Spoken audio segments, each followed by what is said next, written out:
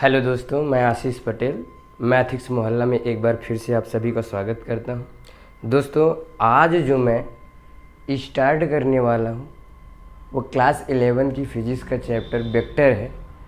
और इसके पहले डायमेंशनल एनालिसिस यूनिट मेजरमेंट में हमने पढ़ा था जो फिजिकल क्वांटिटीज़ यानी कि भौतिक राशियाँ जो होती हैं वो उसमें हमने पढ़ा था। उनके टाइप्स में हमने पढ़ा था fundamental physical quantities, derived physical quantities, और फिर हमने कुछ सप्लीमेंट्री फिजिकल क्वांटिटीज़ के बारे में भी पढ़ा था। तो वहाँ पे क्लासिफिकेशन कुछ अलग था, लेकिन यहाँ पे अगर फिजिकल क्वांटिटीज़ का एक और क्लासिफिकेशन देखा जाए तो इन्हें हम दो तरीके से दो भागों में डिवाइड कर सकते हैं। यानी कि जो ये फिजिकल क्वांटिटीज़ हैं, फिजिकल क्वांटिटीज़ को दो भागों में डिवाइड करा जा सकता है।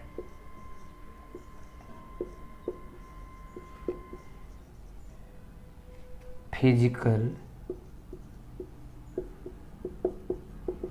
क्वांटिटीज़ जो होती हैं इन्हें दो पार्ट में डिवाइड किया जा सकता है।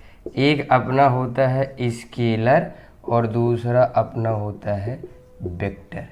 अब कौन से स्केलर होते हैं, कौन से वेक्टर होते हैं, चलिए समझते हैं। जो स्केलर होता है, स्केलर क्वांटिटीज़ में डायरेक्शन नहीं होता है। इन क्वांटिटीज़ में डायरेक्शन नहीं होता है, यानी कि होगा भी तो डायरेक्शन पे ये डिपेंड नहीं करती हैं। ये क्वांटिटीज़ जो है स्केलर जो होती है डायरेक्शन पे डिपेंड नहीं करती हैं। तो इसकी डिफिनेशन में आप लिखना चाहें तो लिख सकते हैं दोज क्वांटिटीज़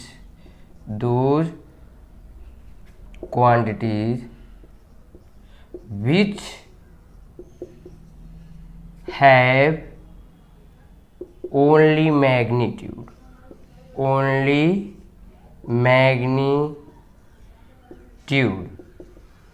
तो इन क्वांटिटीज़ में केवल मैग्नीट्यूड होता है।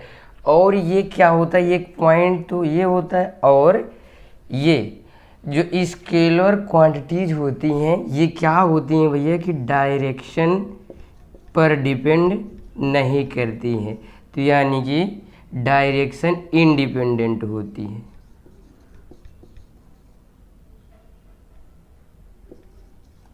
तो ये डायरेक्शन पर डिपेंड नहीं करती है। कौन? ये जो होती हैं अपनी स्केलर क्वांटिटी। अब वेक्टर में क्या करते हैं, वेक्टर में डायरेक्शन भी होता है और साथ ही साथ मैग्नीट्यूड भी होता है। यानी दोज क्वांटिटीज विच है both magnitude as well as direction. तो यहाँ पे ऐसे वेक्टर में आप लिख सकते हैं कि those quantities which have magnitude as well as direction. यानी कि इनमें मैग्नीट्यूड भी होता है और डायरेक्शन भी होता है, तथा साथ ही साथ एंड ओबेज यानी फॉलो करती हैं, एंड फॉलोज या फिर ओबेज या फॉलोज लिख दो ज़्यादा बेहतर, follows and follows vector law of addition. यानी कि जो ऐड करने की, एडिशन की यानी योग की जो वेक्टर लॉ यानी सदिश नियम है उसको ये वेक्टर क्वांटिटीज फॉलो करती हैं। पहली बात, those quantities which have magnitude as well as direction, केवल इतना ही कंप्लीट डिफिनीशन नहीं है, साथ ही साथ उनको वेक्टर लॉ ऑफ एडिशन को फॉलो भी करना चाहिए। अब हम ऐसे नहीं, क्या वो सारी क्वांटिटीज़ जिनके पास मैग्नीट्यूड तो है और साथ ही साथ डायरेक्शन भी है, तो क्या जिनके पास मैग्नीट्यूड और डायरेक्शन है क्या हमेशा वो वेक्टर होंगी? तो हमेशा नहीं होंगी। अगर वो vector law of addition follow करती हैं और साथ ही साथ मैग्नीट्यूड और डायरेक्शन है, तब जाके वो वेक्टर क्वांटिटीज़ कही जाएंगी, अदरवाइज वो वेक्टर नहीं होंगी। जैसे एक क्वांटिटी, ये तो हो गया। क्या आप बताइए कि ऐसी क्वांटिटी कोई पॉसिबल है जिसके पास मैग्नीट्यूड भी हो और डायरेक्शन भी हो और इसके वो वेक्टर ना हो? है। तो हम एक चर्चा करते हैं, एक बहुत बढ़िया सी क्वांटिटीज होती है करंट की बात करते हैं। पहले इसको जो है आप लोग नोट कर लीजिए, उसके बाद जो है हम आगे बढ़ते हैं। देखिए आगे कॉन्सेप्ट चलते हैं, लेकिन उसके पहले before that pause the video to note it down. ठीक है, आगे चलते हैं, इसको मिटा दे रहे हैं। अब हम चर्चा करेंगे कि क्या ऐसी कोई क्वांटिटी है जिसमें मैग्नीट्यूड भी हो, डायरेक्शन भी हो, लेकिन वो वेक्टर ना हो? जी है।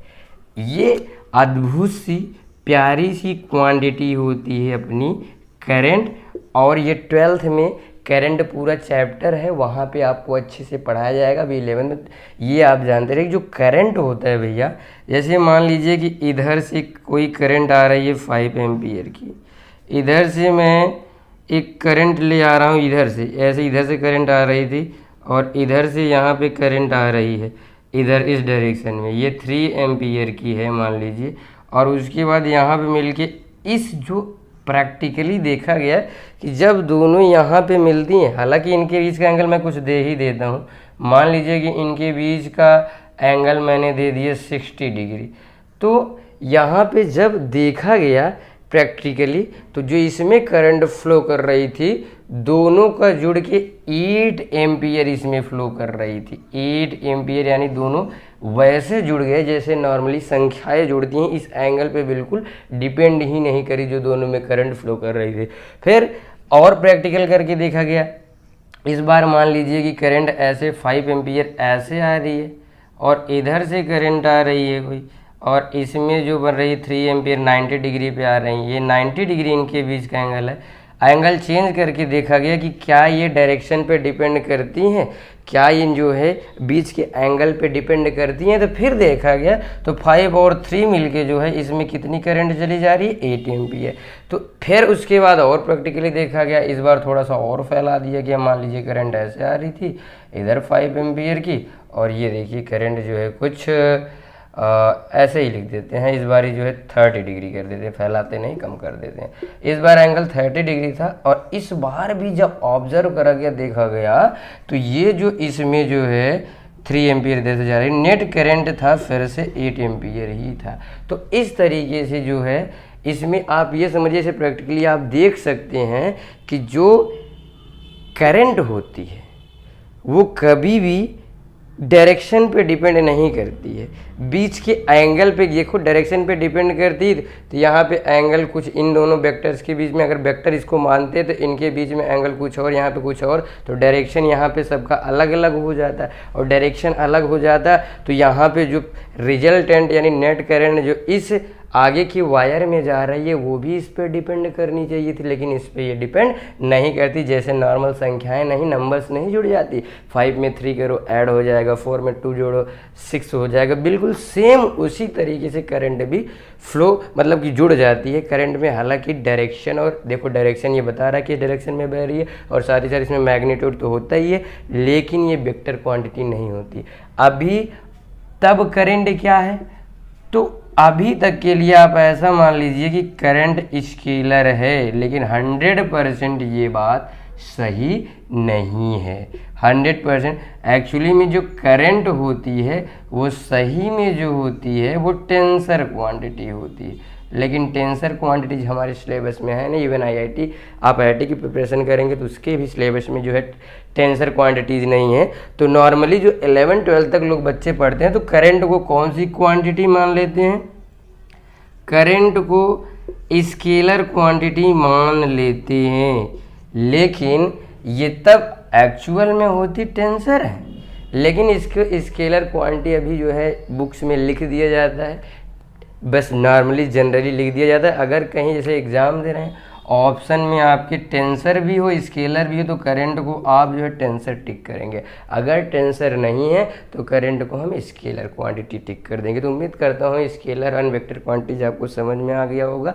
स्केलर क्वांटिटीज जो होती उनके पास केवल मैग्नीट्यूड होता है और डायरेक्शन पे वो डिपेंड नहीं करती हैं, और जो वेक्टर क्वांटिटीज होती हैं इनके पास मैग्नीट्यूड के साथ साथ डायरेक्शन भी होता है, और साथ ही साथ वो जो है वेक्टर लॉ ऑफ एडिशन को फॉलो करती हैं। यानी कि जो वेक्टर एडिशन का वेक्टर लॉ होता है उस रूल्स को भी ये जो अपनी वेक्टर क्वांटिटीज हैं वो फॉलो करती हैं। और एक चीज़ आप ये समझ लीजिए, एक नोट इम्पॉर्टेंट, महत्वपूर्ण, खतरनाक, ज़बरदस्त पॉइंट मैं बताना चाहूँगा, वो ये है कि जितनी भी एवरी वेक्टर क्वांटिटीज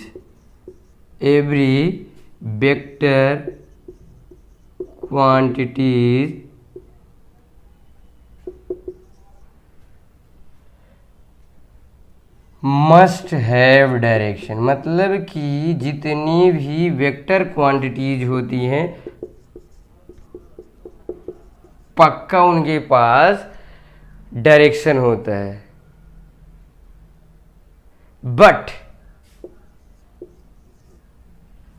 लेकिन बट एवरी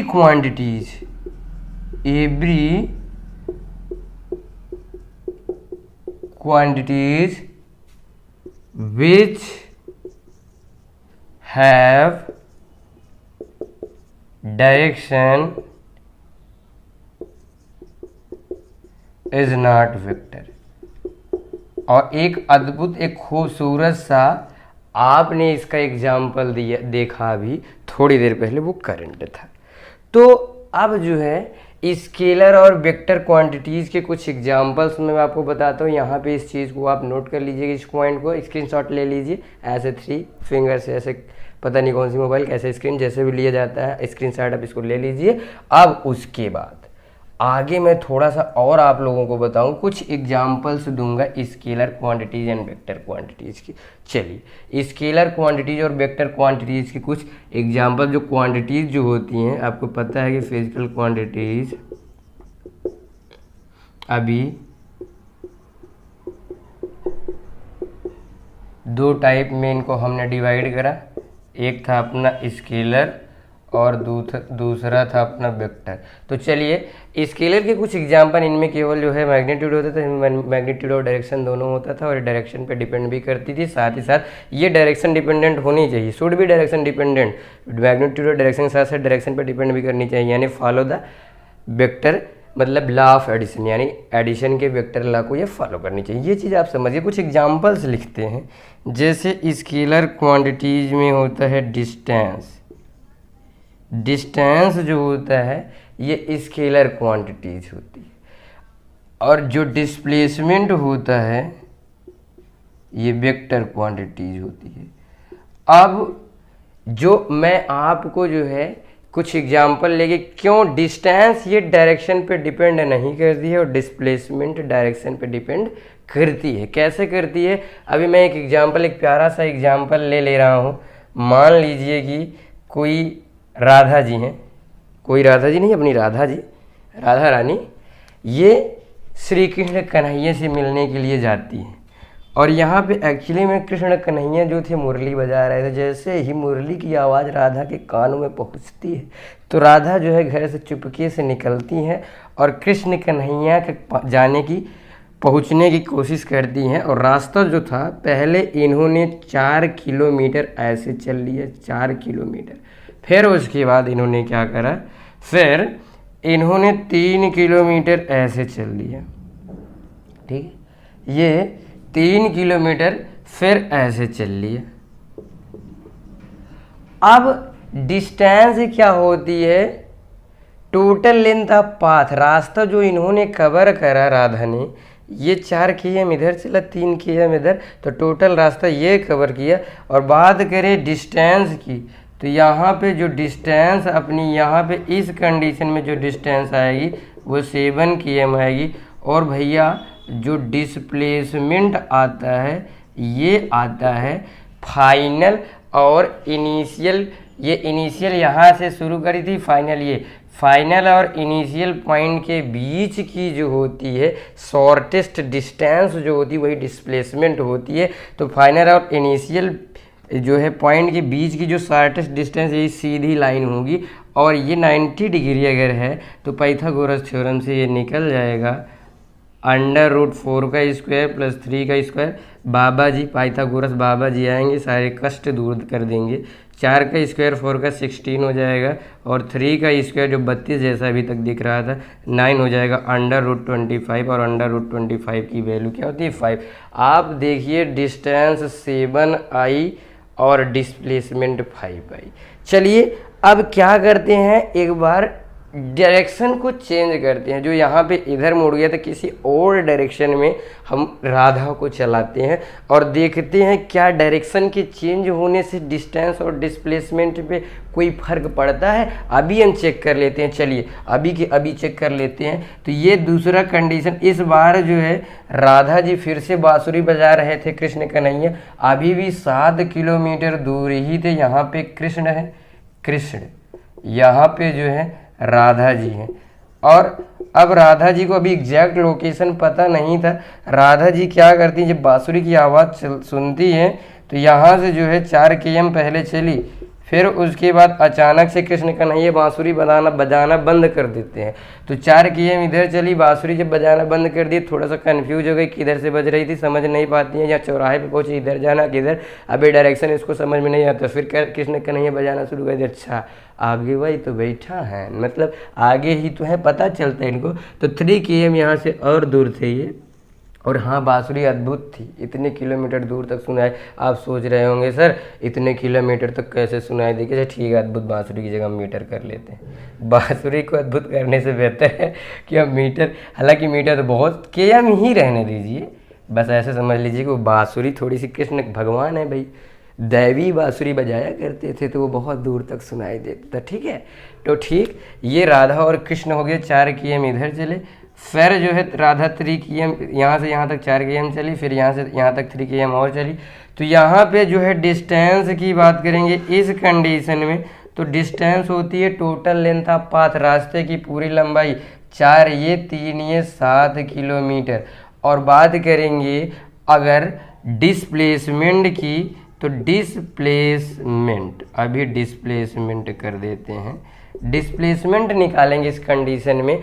तो यहाँ से जो फाइनल पॉइंट और इनिशियल पॉइंट है इनके बीच की जो शॉर्टेस्ट दूरी होगी, शॉर्टेस्ट डिस्टेंस, वही होगी डिस्प्लेसमेंट। और शॉर्टेस्ट डिस्टेंस सीधी लाइन होती है, ऑलरेडी सीधी है, तो जो इनके फाइनल और इनिशियल के बीच की जो शॉर्टेस्ट डिस्टेंस होगी वो अब 4 और 3 7, यानी इस कंडीशन में डिस्टेंस और डिस्प्लेसमेंट दोनों सेम है।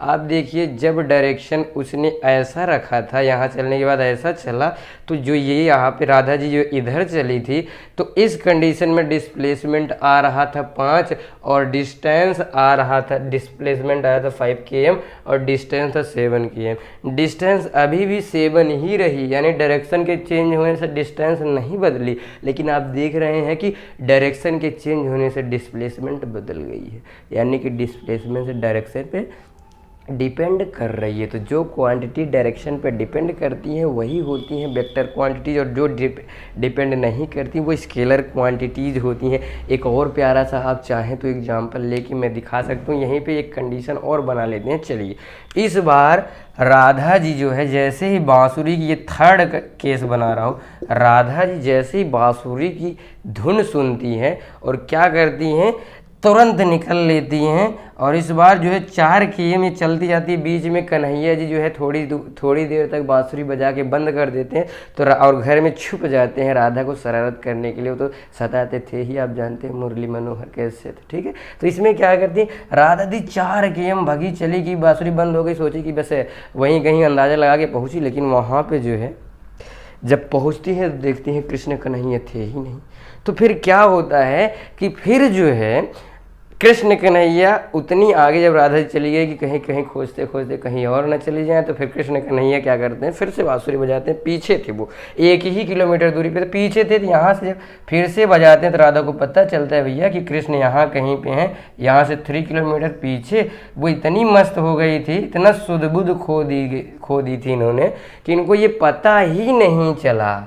इधर पहले ऐसे यहाँ से यहाँ तक पहुँच गई राधा, इनको ये पता ही नहीं चल पाया कि वो इतनी आगे निकल गई हैं। फिर जब बांसुरी की धुन सुनती हैं तो फिर उनको पता चलता है अरे हम तो इतना आगे निकल गए। फिर वापस टर्न लेती हैं, 3 km यहाँ पे आती हैं। मान लीजिए कि यहाँ बांसुरी बजा रहे थे तो 3 km फिर से इनको ये वापस आ जाती हैं, यहाँ पे आके रुक जाती हैं। तो अब अगर मैं यहाँ पे आके रुक गई, अब मैं अगर डिस्टेंस की बात करूँ तो डिस्टेंस तो जो होता है वो टोटल लेंथ ऑफ पाथ होता है। डिस्टेंस जो होता है टोटल लेंथ ऑफ पाथ होता है, यानी 4 ये, और ऐसे 4 गया यहाँ तक पहुँची 4, और 3 जो है राधा इधर वापस जब आई तो 3 इधर चल गई। तो टोटल लेंथ जो उन्होंने चली रास्ते की टोटल लेंथ होगी 4 km और प्लस 3 km, और ये आ जाएगा 7 km। देखिए डिस्टेंस अब भी वही है जो पहले थी, यानी ये डायरेक्शन पे डिपेंड नहीं कर रही है। अब बात करते हैं डिस्प्लेसमेंट की। तो इस कंडीशन में आप अगर डिस्प्लेसमेंट देखेंगे तो भैया फाइनल पॉइंट यहाँ आ गई हैं। देखिए इसी रास्ते पे लौटी, मैं दिखाने के लिए ऊपर बना दी, नहीं सोचो ऊपर से, इसी रास्ते पे वापस वो लौट आई हैं। तो यहाँ पे देखिए इसी रास्ते पे ऐसे वापस यहाँ पे आके पहुँच गई हैं। तो फाइनल पॉइंट जो है इनका ये है, इनिशियल ये था, फाइनल और इनिशियल के बीच की डिस्टेंस ही होती है, शॉर्टेस्ट डिस्टेंस से डिस्प्लेसमेंट होती है। तो आप बताइए ये यहाँ से लेके यहाँ तक तो 4 था और 3 इसमें से वापस लौटा, यहाँ से यहाँ तक 3 हो गया, तो ये कितना बचेगा, 1 km बचेगा। और यही शॉर्टेस्ट डिस्टेंस फाइनल पॉइंट और इनिशियल पॉइंट के बीच का होगा, और ये हो जाएगा 4 - 3 बराबर 1 km, यानी इस बार डिस्प्लेसमेंट कुछ और। बस इनका जो चलने का डायरेक्शन बदल रहा है, डायरेक्शन के बदलने से जो है डिस्प्लेसमेंट बदल रहा है, मौसम बदल रहा है, दुनिया बदल रही है। कोई बात नहीं, अल्ताफ याद आ गए। तो ये आप देखिए कि डिस्प्लेसमेंट डायरेक्शन पे डिपेंड कर रहा है, लेकिन डिस्टेंस हर जगह सेम है। तो डिस्टेंस जो होती है डायरेक्शन पे डिपेंड नहीं करती, इसीलिए स्केलर क्वांटिटी होती है, और ये इसलिए डिस्प्लेसमेंट वेक्टर होता है क्योंकि ये डायरेक्शन पे डिपेंड करता है। तो आप ये जो है इसको नोट कर लीजिए, फिर आगे बढ़ते हैं। ठीक है, नोट कर लिए, फिर आगे चलते हैं भैया। इसको स्क्रीनशॉट ले लीजिए, फिर नोट कर लीजिए। अब इसके कुछ और एग्जाम्पल्स जो वेक्टर क्वांटिटीज हैं, जो स्केलर हैं। ओ माय गॉड, मैंने तो आपको फिर से ये मिटाना नहीं चाहिए था, कोई बात नहीं, फिर से लिख देते हैं। फिजिकल क्वांटिटी बात करते हैं। डिस्टेंस हो गया जो है, वर्क जो हो गया, ये भी जो है वर्क जो है ये भी डायरेक्शन, इसको रिप्रेजेंट करने के लिए, इसको बताने के लिए हमें डायरेक्शन की ज़रूरत नहीं पड़े। जैसे आपने कोई काम किया तो 10 जूल आपने काम किया, यही बता देंगे। वर्क जैसे आपने कह दिया कि 10 जूल आपने काम किया, यही इतना पर्याप्त है इसको बताने के लिए, बस समझ जाएगा सामने वाला कि आपने 10 जूल वर्क डन करा है, आपने इतनी मेहनत करी है। इसको बताने के लिए, रिप्रेजेंट करने के लिए डायरेक्शन की ज़रूरत नहीं पड़ती है। चलिए फिर उसके बाद मैं थोड़ा सा और आगे बताता हूँ। ये और क्या वेक्टर जो है स्केलर क्वांटिटीज़ के एग्जाम्पल हो सकते हैं। स्पीड, अपनी स्पीड जो होती है, स्पीड ये भी जो है क्या होती है, स्केलर क्वांटिटी। जब इसमें डायरेक्शन, ये जैसे कहीं पे 3 मीटर पर सेकंड केवल स्पीड दी, डायरेक्शन नहीं है, मतलब केवल उसकी ये ऐसे लिखा है तो ये स्पीड होगी अगर डायरेक्शन नहीं है। और यहाँ पे जो होता है वेलोसिटी में क्या होता है, वेलोसिटी अगर तब होगी जब इसमें जो है 3 मीटर पर सेकेंड अगर ईस्ट डायरेक्शन दे दिया कि ये टूवर्ड्स ईस्ट जा रही है, यानी ईस्ट में ये जा रही है, अगर इसके साथ डायरेक्शन भी ऐड हो गया मैग्नीट्यूड के साथ साथ, तो ये क्या हो जाएगा, वेक्टर हो जाएगी। वेक्टर में आप जो है मान लीजिए कि फोर्स भी ये जो है क्या होती है आपकी वेक्टर क्वांटिटी होती है। इसमें भी आपको बताना पड़ता है, अगर 10 न्यूटन का आपने फोर्स लगाया तो किस डायरेक्शन में आप लगाए हैं, ये भी बताना क्या होता है, ज़रूरी होते हैं। तो फोर्स भी जो है डायरेक्शन पे डिपेंड करती है और फॉलो करती है वेक्टर लॉ ऑफ एडिशन को, इसलिए फोर्स भी कैसी क्वांटिटी होती है, वेक्टर क्वांटिटीज। और स्केलर में और भी बहुत सारे एग्जाम्पल्स आप लिख सकते हैं, बहुत सारे एग्जाम्पल भरे हैं। वर्क हो गया, एनर्जी हो गई, स्पीड हो गया, डिस्टेंस हो गया। तो ठीक है, ये सारे क्या होती हैं, वेक्टर नहीं स्केलर क्वांटिटी, और ये सारी वेक्टर क्वांटिटीज होते हैं। चलिए अब इतना उम्मीद करता हूँ आपको समझ में आया होगा, ये नोट भी कर लिए होंगे। तो ठीक है, आगे बढ़ता हूँ। फिर अभी जो है हम थोड़ा सा वेक्टर क्वांटिटीज जो है तो पढ़े तो, लेकिन क्या है स्केलर क्या वेक्टर ये भी पढ़ लिया। अब हम कैसे वेक्टर क्वांटिटीज को रिप्रेजेंट करेंगे ये पढ़ेंगे।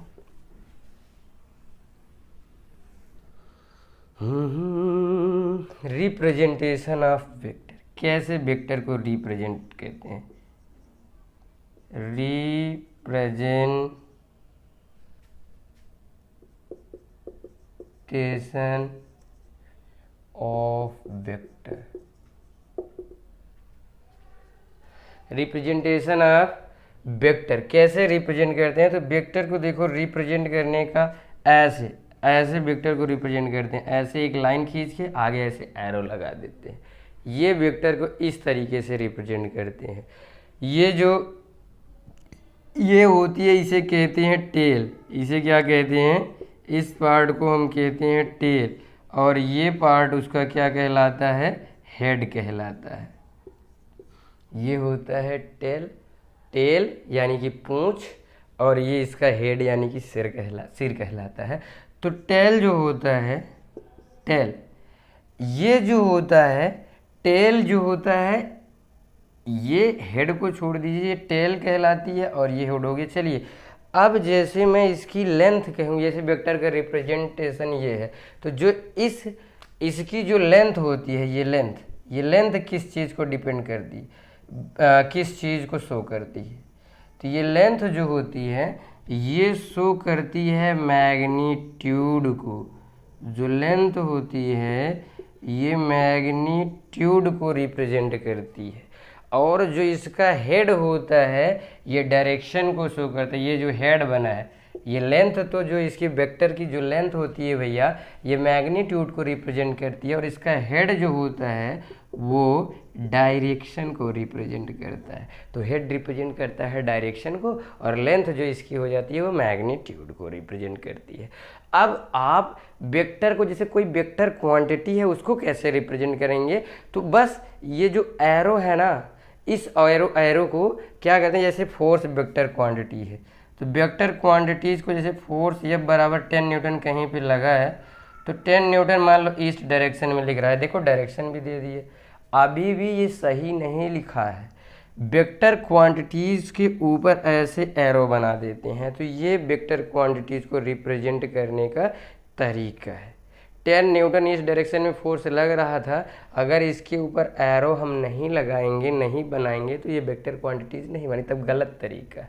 तो ये इस तरीके, जैसे मान लीजिए किसी की वेलोसिटी है, ये 10 मीटर पर सेकेंड टूवर्ड्स, ये नॉर्थ डायरेक्शन में दे दे, नॉर्थ, तो नॉर्थ डायरेक्शन में अगर वेलोसिटी दी, अभी ये सही नहीं है। वेक्टर क्वांटिटीज़ के ऊपर जब तक ये सिंबल नहीं लगेगा, ये एरो नहीं बनेंगे, तब तक वो समझ लीजिए कि सही नहीं लिखा है। तो वेक्टर क्वांटिटीज़ को कैसे रिप्रेजेंट करते हैं, एक एरो से जो लेंथ ऑफ द एरो होती है वो मैग्नीट्यूड को रिप्रेजेंट करती है, एंड इसका जो हेड होता है, ये जो होता है हेड डायरेक्शन को शो करता है, एरो यानी तीर यानी बाण।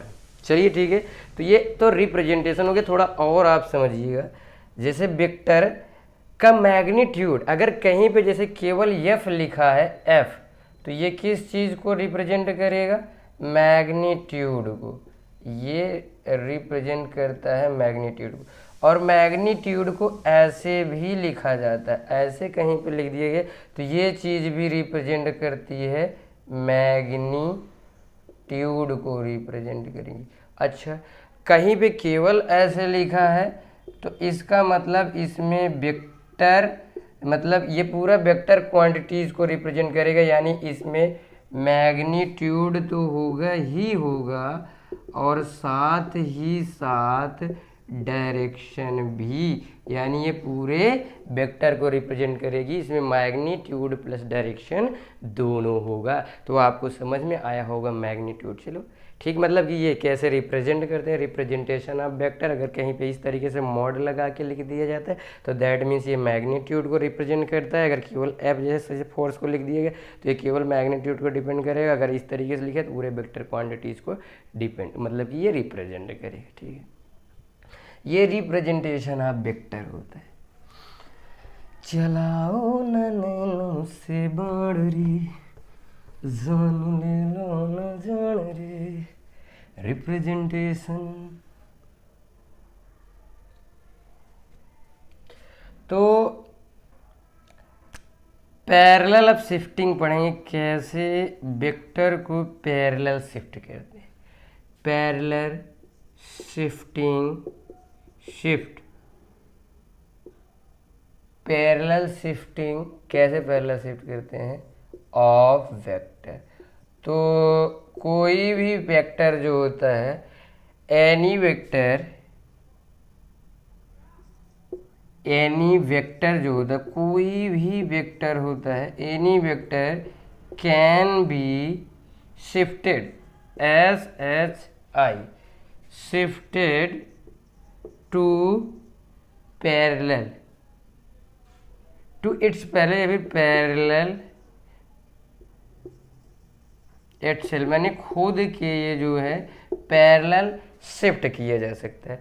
जैसे मैं बात कहूँ कोई वेक्टर इस तरीके से है तो आपको इसके पैरेलल, आप इसको ऐसे, जैसे वेक्टर ए यहाँ पे दिए है, ऐसे वेक्टर ए है तो आप इसको इसके पैरेलल बिल्कुल इस तरीके से आप शिफ्ट कर सकते हैं। ये पैरेलल का मतलब होता है जो परपेंडिकुलर डिस्टेंस इनके बीच की, इन दोनों वेक्टर के बीच की जो परपेंडिकुलर डिस्टेंस हो ऑलवेज अगर सेम है, वो हर पॉइंट पे सेम है, तो दैट मीन्स जो ये है ये पैरेलल हो जाएंगे ये दोनों। तो मतलब कि किसी भी वेक्टर को उसके पैरेलल शिफ्ट किया जा सकता है। जैसे ये वेक्टर हो गया, ये मान लीजिए कि ये वेक्टर भी है तो इसको इसके पैरेलल शिफ्ट कर सकते हैं। कहीं भी बस शिफ्ट कैसे करना है, पैरेलल, तो कोई दिक्कत नहीं होगी, इनको जो है शिफ्ट करा जा सकता है पैरेलल। जैसे यहाँ पे मैं बना दूँ, बस इसके पैरेलल होने चाहिए, इसको इसके पैरेलल आप शिफ्ट कर सकते हो, कोई दिक्कत नहीं, इसको इस तरीके से आप शिफ्ट कर सकते हो। बस ये क्या होने चाहिए, पैरेलल होने चाहिए। आप ध्यान रखिएगा कि ये जो क्या होना चाहिए, दोनों वेक्टर पैरेलल होने चाहिए। इसको किसी भी वेक्टर को उसके पैरेलल शिफ्ट किया जा सकता है। जैसे मान लीजिए कि यहाँ पे मैं इस तरीके से कोई वेक्टर बनाता हूँ, मान लीजिए कि ये वेक्टर ए है, ये 30 डिग्री था एक्स एक्सिस से, एक पॉजिटिव एक्स एक्सिस से ये जो था कितने डिग्री पे, 30 डिग्री पे। तो इसको कहीं भी आप पैरेलल शिफ्ट कर सकते हो, लेकिन एक चीज़ ध्यान दीजिएगा कि पॉजिटिव एक्स एक्सिस से ये जो वेक्टर है 30 डिग्री पर ही शिफ्ट करा जाना चाहिए, यानी कोई फर्क नहीं पड़ेगा। इसको आप, मैं यहाँ से उठा के यहाँ शिफ्ट कर दिया, कोई दिक्कत नहीं, आप शिफ्ट कर सकते, इसमें कोई अंतर नहीं पड़ेगा। लेकिन ध्यान ये रखना है शिफ्ट करते समय कि इसको शिफ्ट कैसे करना है, पैरेलल। तो any vector can be shifted to its parallel, मतलब parallel can be shifted parallel to itself, parallel to itself, ऐसे लिखिए, can be shifted parallel to itself, यानी खुद के पैरेलल कोई भी वेक्टर जो है क्या किया जा सकता है, शिफ्ट करा जा सकता है। तो ये आप समझ पाए होंगे कि कैसे कोई भी वेक्टर अपने पैरेलल में शिफ्ट करा जा सकता है। चलिए थोड़ी सी और चर्चा करते हैं। ये तो हो गया कि कोई भी वेक्टर खुद के पैरेलल में शिफ्ट करा जा सकता है, any vector can be shifted parallel to itself. चलिए अब बात करते हैं कि angle between two vector, two vectors के बीच में एंगल्स कैसे फाइंड करते हैं। कोई बात नहीं, बहुत ही आसान सा तरीका होता है। आप लोगों को बताएगा कैसे निकालते हैं दो वेक्टर्स के बीच का एंगल। यानी अभी हम निकालेंगे एंगल्स बिटवीन टू वेक्टर।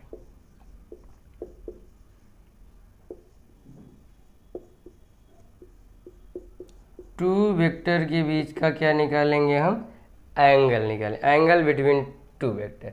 मान लीजिए कि जो एंगल ये निकाला जाता है ना, यह तो हेड टू हेड निकाला जाएगा, हेड से हेड के बीच में, फिर हेड टू हेड, यानी कि जो हेड से हेड के बीच में, या फिर ऐसे लिखिए हेड से, ऐसे समझ लीजिए हेड से हेड के बीच में, तो मतलब जो एंगल हेड से हेड के बीच में लेंगे, या फिर टेल से टेल के बीच में लेंगे, जो एंगल हमें लेना है, ये ध्यान रखिएगा। तो हिंदी में लिखा हूँ लेकिन दिख इंग्लिश रहा है, ये हो गया इंग्लिश मिक्स्ड सेंस, हिंदी का है पर लिखा इंग्लिश में गया है, वर्ड्स इंग्लिश के हैं, दिस मीन इंग्लिश।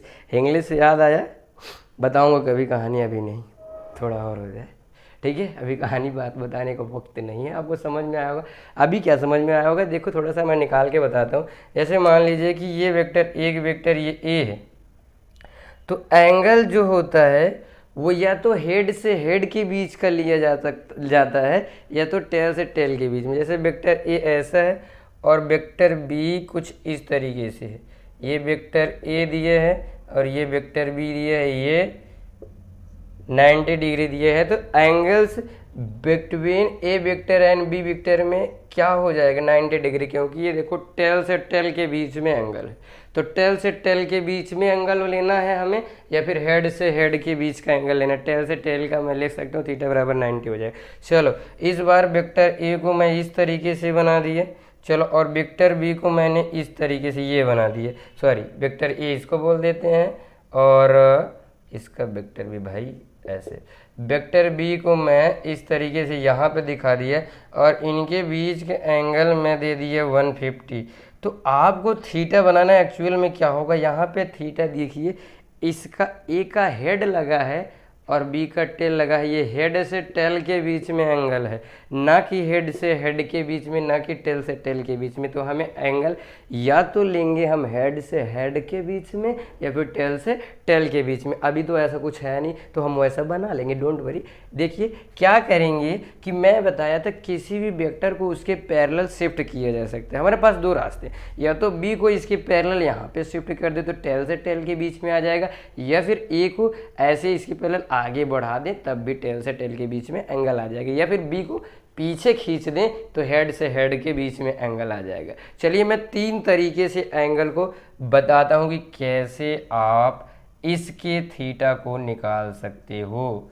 चलिए ये 3 तरीके से हो। देखिए पहला काम हम क्या करेंगे, ए तो हमारे पास था ही, ऐसे प्यारा सा था ये, ठीक है। तो पहला तरीका थोड़ा और नीचे, ताकि बी को भी लिखने की जगह मिल जाए। ये अपना प्यारा सा पुत्ती लाल था ए, ठीक है। अब बी को हम यहाँ जो था ऐसे पैरेलल उठा के यहाँ पे शिफ्ट कर देंगे ऐसे, मतलब था यहाँ बेचारा, लेकिन इसको इसके पैरेलल यहाँ पे शिफ्ट कर देंगे। समझ गए कि नहीं। और आपको पता था कि ये जो एंगल है, ये जो एंगल है ये दिया था 150, मैंने अगर पैरेलल इधर शिफ्ट कर दिया तो अब जो है ये एंगल कितना हो जाएगा 150, लेकिन हमें इनके टेल से टेल के बीच का एंगल लेना है। किससे किसके बीच का एंगल लेना है, टेल से टेल के बीच का। इधर तो ये वेक्टर है नहीं, अगर इधर ये वेक्टर है नहीं, यहाँ से टेल स्टार्ट हो रही है ना, तो ये वाला एंगल क्या हो जाएगा 30 डिग्री। तो इनके टेल से टेल के बीच में एंगल क्या आ गया 30 डिग्री, तो ये थीटा का वैल्यू एक ठू निकल जाएगा 30 डिग्री, ठीक है। ये हो गया, मतलब टेल से टेल के बीच का एंगल लेना है, तो आप ऐसे ले सकते हैं। इसको यहाँ पैरेलल शिफ्ट कर देंगे, ये 150 तो ये खुद है 130 हो जाएगा। टेल से टेल के बीच में एंगल लेना है, ठीक है। या फिर हेड से हेड के बीच में भी एंगल अभी हम लेके दिखाएंगे, हेड से हेड के बीच में भी। चलिए अभी ये तो एक तरीका था जब बी को हमने इधर शिफ्ट कर दिए। दूसरा हम ए को भी आगे ऐसे शिफ्ट कर सकते थे, यानी कि जैसे दूसरा वाला तो पहला फिगर हो गया, दूसरे वाले फिगर में अपना ये ऐसे थे ही, ये भी ऐसे था। अब इस बारी हम क्या करेंगे, ए को ऐसे आगे बढ़ा देंगे, ऐसे ए को हम ऐसे आगे बढ़ा देंगे। आपके पास ये वाला एंगल ऐसे पहले था, ये वाला 150 था, अगर ये 150 था तो ये वाला जाहिर सी बात है पैरेलल शिफ्ट किए हो तो 30 डिग्री हो जाएगा, तो थीटा बराबर ऐसे भी 30 डिग्री आ जाएगा। पहले अपना ए ऐसा था, मैंने इसको आगे शिफ्ट कर दिया, इस बार ए को आगे शिफ्ट कर दिया। दूसरा तीसरा तरीका ये है भैया, आप तो वैसे भी और भी तरीके थे निकालने के, आप निकाल सकते थे, इसको उठा के यहाँ पे ऐसे लगा देते, हेड से हेड के बीच में एंगल ले सकते थे। 4 तरीके हैं, चलो चारों में बता दे रहा हूँ आपको कितने तरीके से आप शिफ्ट कैसे कर सकते हो। चलिए इस बारी क्या करूँगा, चौथा तरीका वहाँ बता दूँगा। ये देखिए ऐसे है, ये मान लीजिए बहुत सारे ऐसे रास्ते हैं, तो ये मैंने क्या किया कि ए को तो ऐसे ही बना लिया, बस इस बारी क्या करा भैया कि बी को जो है ऐसे पीछे खींच लिया, जगह मान लीजिए छोटे जगह नहीं है कोई बात नहीं, बी को मैंने ऐसे बना लिया, ठीक, बी बन गया। अब आपको पता था कि जब ये बी ऐसे आगे था, ऐसे यहाँ से लेके आया तो ये 150 था, अब पीछे आ गया तो आपको पता है ये 150 एक लाइन बनेगी, सीधे ही तो पीछे खींचाऊँ, मतलब पैरेलल जब आएगा तो ये वाला एक पैरेलल यानी सीधी लाइन स्ट्रेट लाइन बनेगी, और ये एंगल जो क्या हो जाएगा स्ट्रेट लाइन में टोटल ओवरऑल 180 होता है, 150 ये हो गया, तो रिमेनिंग कितना बचा 30 डिग्री, तो ये वाला फिर से। अब देखिए हेड टू हेड भी एंगल ले सकते हैं, तो हेड से हेड के बीच का भी एंगल ले सकते हैं, इस केस में थीटा 30 आ गया। आपको एंगल जो लेना है या तो हेड टू हेड लेना है या फिर टेल टू टेल लेना है, ठीक है। अभी एक चीज़ और भी कर सकते थे, जैसे अपना ऐसे ही था ए और बी वेक्टर, मैं क्या कर दे रहा हूँ अपना बी वेक्टर वैसे ही रहने दे रहा हूँ, बी के साथ कोई छेड़छाड़ नहीं, ठीक है। अब हम छेड़छाड़ जो करेंगे वो एक ही साथ करेंगे, मत ज़्यादा छेड़छाड़ नहीं करना, नहीं तो एक घर पे बता देगा, रास्ते में उसके पापा मम्मी मिल के कूट काट देंगे तो हो जाओगे सही। हमको तो बड़ा डर लगता है, लेकिन फिर भी क्या करें, आपको समझाने के लिए छेड़ना पड़ रहा है। मोर्चा ले रहे हैं भाई, ए को यहाँ पे क्या करें, यहाँ पे रख दे रहे हैं उठा के, ठीक है। ए को मैंने नीचे से क्या कर दिया, था यहाँ पे, मैंने शिफ्ट कर दिया वहाँ पे, जब यहाँ पे था तो ये वाला एंगल 150 था, और आपको पता है कि इसके पैरेलल ही इसको शिफ्ट करें हैं, पैरेलल ही शिफ्ट कर सकते हैं हम जो है किसी और एंगल में नहीं, बिल्कुल पैरेलल शिफ्ट कर सकते हैं। और आपको पता होना चाहिए कि अगर दो पैरेलल लाइंस हों, उनको कोई ट्रांसवर्सल लाइन इंटरसेक्ट करती है, तो जो एक ही साइड के दो इंटीरियर एंगल्स होते हैं इनका सम 180 बनता है। अब इनका सम 180 बनेगा, तो ये 150 है, तो ये कितना हो जाएगा 30, और हेड टू हेड ये इधर आ गया, हेड टू हेड के बीच में जो एंगल होता है उसी को थीटा कहते हैं, तो थीटा यहाँ ऐसे भी 30। तो आपको शिफ्ट करना है, बस शिफ्ट करते समय ध्यान ये रखना, हाँ हेड टू हेड एंगल या टेल टू टेल लेंगे, बस ध्यान ये रखना है कि पैरेलल शिफ्ट करना है, एंगल हेड और टेल के बीच में नहीं लेंगे, नहीं तो यहाँ पे 150 देख के आप बता दो। तो हेड और टेल के बीच में जो है एंगल नहीं लेंगे, हेड के बीच में लेंगे, हेड और टेल के बीच में। जैसे दो वेक्टर, आप एक चीज़ और मैं आपको बता दूं, दो वेक्टर जैसे वेक्टर ए है वेक्टर बी है, ऐसे दिया है, इनके बीच का एंगल 30 है, तो देखो ये भी टेल से टेल के बीच में एंगल, एक पीछे भी एंगल बनता है भैया जी, पीछे भी एंगल एक ठो बनेगा, समझे बख्शी साहब। तो ये जो पीछे जो एंगल बनेगा ये 30 हो गया, टोटल 360 होता है, तो ये 330 डिग्री हो जाएगा। अब आप सोचेंगे सर जी ये भी तो टेल से टेल के बीच में है, इसको क्यों नहीं ले सकते, इसी को क्यों लिया, क्यों किया, इतना इसके साथ नाइंसाफ़ी क्यों किया। अब आपने इसके साथ गलती की है, रास्ते में हमको मिल गया तो कूट काट दिया, तो हमारी क्या रह जाएगी इज्जत, कोई बात नहीं। हमेशा हमें जो थीटा लेना है, एंगल लेना है, ध्यान ये रखिए कि ये 0 डिग्री से थीटा जो है 0 डिग्री से 180 डिग्री के बीच में होता है। थीटा कभी भी 0 और 180 डिग्री के बीच में हमेशा लाई करता है। इसके अलावा आप जो है कभी भी ये जो है 180 से ग्रेटर नहीं होता, ना ही नेगेटिव होता है।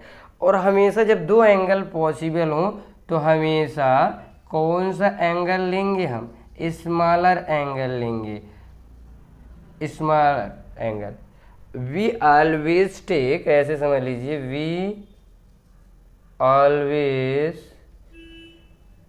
टेक, ऐसे ले लीजिए, स्मॉलर एंगल, मतलब हम केवल जो स्मॉलर एंगल को ही लेंगे, हमें जो है बड़े एंगल को लेना नहीं। उम्मीद करता हूँ कि आप दो वेक्टर्स के बीच में एंगल्स कैसे निकालते हैं आप समझ गए होंगे।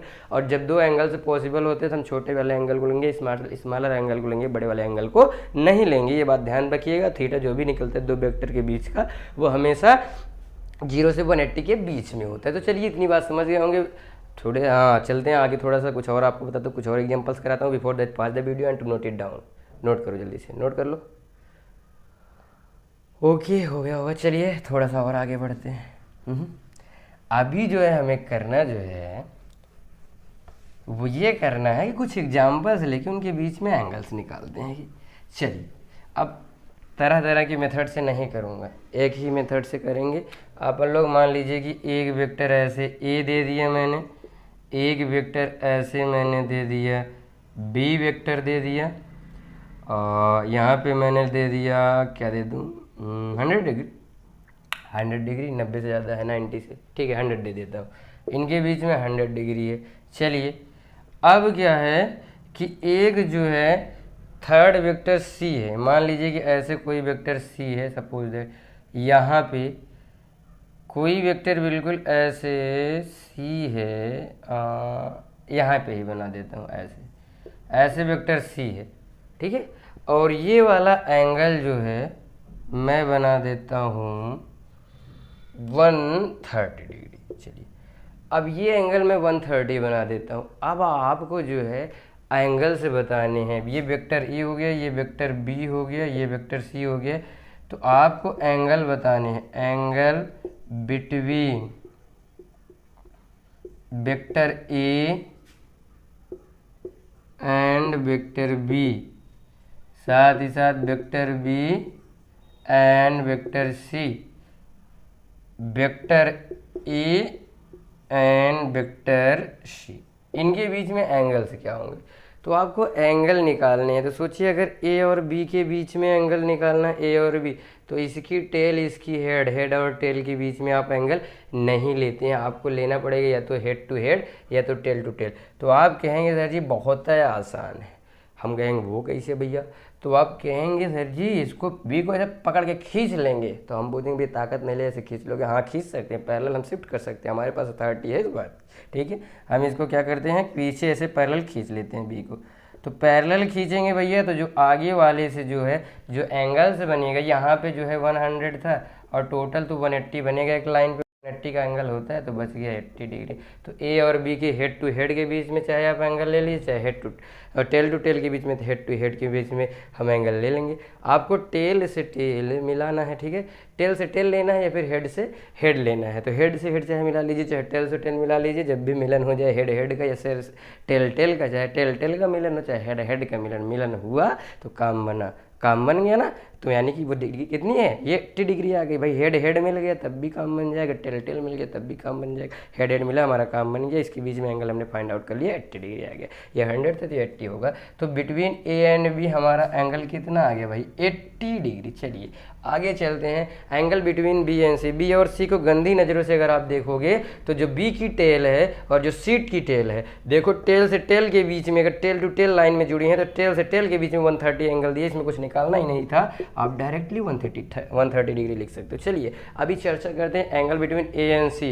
इसका हेड है और इसका टेल है, तो पहली बात तो आपको या तो हेड टू हेड मिला लीजिए या तो टेल टू टेल मिला लीजिए, दोनों भाई काम तभी बनेगा। तो क्या काम करते हैं कि क्या कर दे, चाहे इसको पीछे खींच लीजिए, दो रास्ते हैं आपके पास, चाहे इसको पीछे खींच लीजिए या फिर इसको ऐसे शिफ्ट कर दीजिए, आपको करना है। पहले क्या काम करते हैं, इस एंगल को ही हम निकाल लेते हैं। ये आप बताइए एक पॉइंट पे टोटल ओवरऑल 360 डिग्री का एंगल बनता है। 360 डिग्री का एंगल अगर बनता है तो भैया जी ये 130 और 100 मिला के 230 हो गए, 230 बन गए। तो आपका कितना बचा, तो आप कहेंगे सर जी 130 और बच गया 360, अगर 130 और होता तो टोटल ओवरऑल 360 हो जाते, तो ये एंगल 130 हो जाएगा। चलिए अब सी को चाहे ए को इधर ऐसे शिफ्ट कर लीजिए, पैरेलल में ऐसे कर लीजिए, या फिर आप जो है सी को पीछे खींच लीजिए। चलिए सी को मैं पीछे ही खींच लेता हूँ। तो ये देखिए अपना ए था, ये ए वेक्टर था, अगर सी को चाहे, सी को आप पीछे नहीं तो एक काम करिए, सी को बना लेते हैं, टेल टू टेल निकाल लेते हैं, हर बार हेड ही हेड निकल रहा है। ये सी वेक्टर हो गया, ये वेक्टर सी हो गया। अब इस बार ए को थोड़ा सा आगे बढ़ा देते हैं, ऐसे आगे बढ़ा देंगे। ये तो इनके बीच में 130 डिग्री था, ये था कितना भैया 130 डिग्री था, और टोटल एक लाइन पे 180 बनता है, 130 यहाँ पे हो गया, तो ये डिग्री कितनी हो जाएगी 50, और टेल से टेल के बीच में आ गया, और टेल से टेल के बीच का ही एंगल क्या कहलाता है, एंगल बिटवीन टू वेक्टर्स, या फिर हेड से हेड के बीच में। तो उम्मीद करता हूँ, आशा करता हूँ आपको बात समझ में आ गई होगी कि एंगल कैसे दो वेक्टर्स के बीच में निकालते हैं। तो चलिए आगे बढ़ते हैं, थोड़ी सी कथा यहाँ इसको नोट कर लिया होगा ना, स्क्रीनशॉट ले लिए करिए। उम्मीद करता हूँ आपको अच्छे से समझ में आया होगा। चलिए आगे थोड़ी सी कहानी को और बढ़ाते हैं। कथा सुना रहे सत्यनारायण जी की, और कथा जो है अब यहाँ पे एंगल्स निकालने तक की हो गई है, ठीक है। तो ठीक है, इतने से उद्धार नहीं होगा, जब तक कथा पूरी नहीं होगी, पूरी नहीं सुनेंगे तब तक आपका उद्धार नहीं हो पाएगा। अगर उद्धार आपको अपना करना है, करवाना है, तो क्या करना है, कथा को पूरी सुननी है। इसलिए सत्यनारायण की कथा, बाद में प्रसाद भी मिलेगा कथा खत्म होने के बाद। चलिए आगे चलते हैं। अब आगे कहाँ चलेंगे, कहीं नहीं चलना, यहीं व्हाइट बोर्ड में, यहीं आप हमारे साथ बने रहिए, ठीक है। आगे चलते हैं अब